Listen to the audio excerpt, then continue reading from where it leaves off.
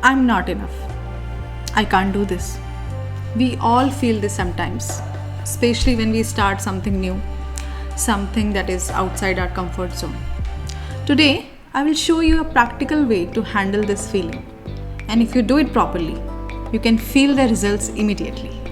We will use an effective AI technique that follows simple 4-step process. And I'm sure you're going to need it in your life. So stay with me. This is a great marketing idea nobody's talking about. I want to start my own advertising business. Wait, I don't have any business background. I am bad at numbers. I can't take risk. I have family responsibility. I am not yet ready for this. Let's drop it. Now imagine this. You want to start a marketing business. You want to create your YouTube channel and want to post AI content. Eventually, you want to increase your audience base so that you can generate revenue through YouTube ads, affiliate marketing, and brand marketing. But the moment you start getting serious about this, negative thoughts and self-doubt start popping into your mind. One negative thought to another, creating a ripple effect. And then everything collapses like a domino effect. For example, you will start thinking, there are so many AI creators on YouTube. It's difficult to get audience attention. Maybe I'm not good enough comparing to the existing creators, and so on. Self-doubt happens to each and every one of us, even to the most successful people. And when it happens to them, there is a specific term for that. It's called imposter syndrome. You need to understand self-doubt is not a defect of brain. Instead, it's a survival mechanism. This is brain's threat detection system that helps save us from danger. Our brains are not evolved to keep us happy. It's evolved to keep us alive, accepted, and prepared. During our evolutionary days, when we were staying with wild animals in forests and jungles, missing any sign of danger would have killed us. So the false alarms were also accepted. As a result, brain became biased towards these false alarms. What if I fail? What if they reject me?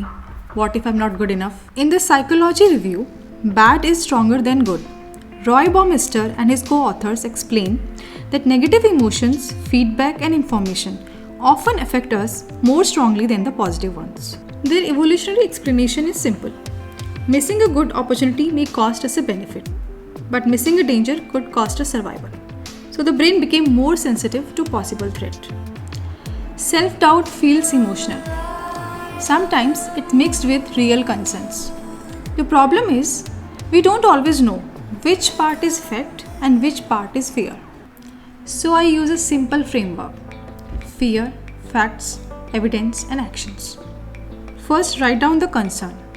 Then ask, is this just fear or is this a fact? What evidence supports it? What evidence goes against it? And finally, what action can reduce the risk? This turns self-doubt from a vague feeling into something we can examine. If the concern is only fear, we don't treat it as truth. If the concern is a real fact, we don't ignore it. We create an action. But here is the challenge. When we are stuck in self-doubt, we may not ask ourselves the right questions. That is where I use ChatGPT with a technique I call clarity prompting. You can use any text model like Claude or Gemini. There are 3 types of informations in our mind. First, I know that I know.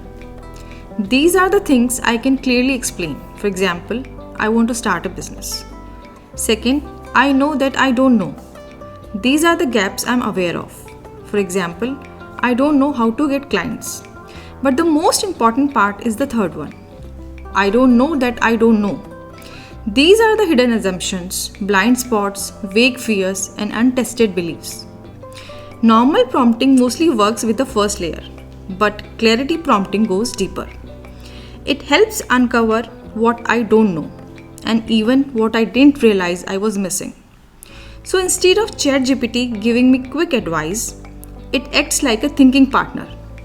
It asks relevant questions, challenges my assumptions, checks the evidence, and helps me separate fear from fact. Let me show you the steps for clarity prompting using ChatGPT. Here is my prompt. I will also add link in the description section below. Context. Here you provide the model a context about your business idea and doubts about it. You can replace the blue italic section with your own business type. Role and objectives. Here you assign a thinking, questioning, and clarifying role to it and classify your concerns into fear or facts with or without evidences. The next is process and final output format. Here you guide the model about questioning process and about final structure output format in a tabular form and action recommendation. And finally, some rules. Once you input this prompt into ChatGPT, it will ask you first round of questions as shown. Once you respond to these questions, it will ask some follow-up questions if any. Try to respond with as much as information clearly. Once you answer all the questions, it will generate the final output as shown. First, a simple table of concerns, fear versus fact classification, and reason for classification. For example, if your concern is there are already many AI creators on YouTube, which is a fact with evidence because a simple search on YouTube shows many creators already making content on AI tools, tutorials, productivity, AI news, and content creation workflows.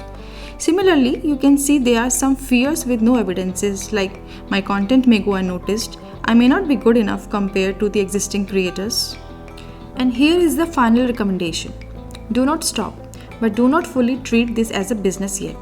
Start with the controlled validation experiment. Your fears are not strong enough to justify quitting the idea because most of them have no real evidence yet. Clarity prompting is not just for clarifying your self-doubts. You can use this technique for anything like the one shown. Keep watching. Let's build it together.